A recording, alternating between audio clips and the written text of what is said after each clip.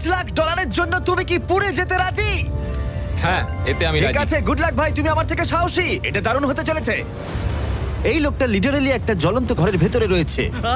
দরজায় পুরো আগুন লেগে গোটা গেছে। ঘরটাই তো জ্বলছে। ও মাই গড, এটা আমার শুট করা সবথেকে বিপজ্জনক ভিডিও।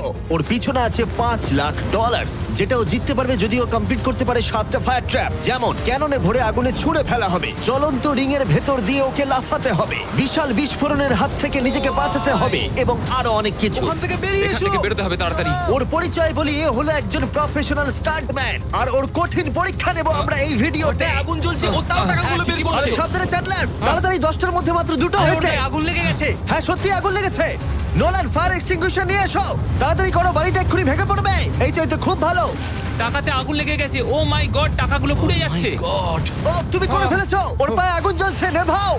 আমার দম বন্ধ হয়ে আসছিল। তুমি এই বিল্ডিং থেকে $2.5 লাখ বের করতে পেরেছো। চলো পরের ডেথ ট্র্যাপে যাই।